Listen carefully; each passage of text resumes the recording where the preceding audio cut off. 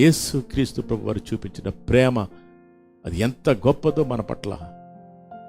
అందుకని దేవుడు లోకమును ఎంతో ప్రేమించాడు అనేటటువంటి మాటను మనం ఇంకనూ పాపులమై ఉండగా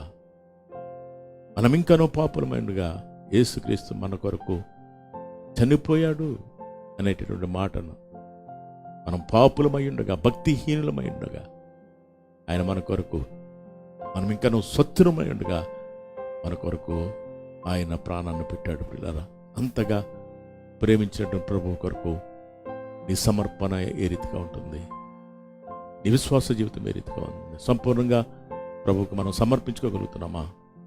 సంపూర్ణంగా ప్రభువా, ఇదిగో తండ్రి నాయన, నీకిష్టము కానివి ఏదైనా నాలో ఉంటే, నీకిష్టము కానిటువంటి అవిధేయత కానీ నిషిద్ధమైన ఏదైనా నా హృదయంలో ఉంటే ఇప్పుడు నేను తీసివేసుకుని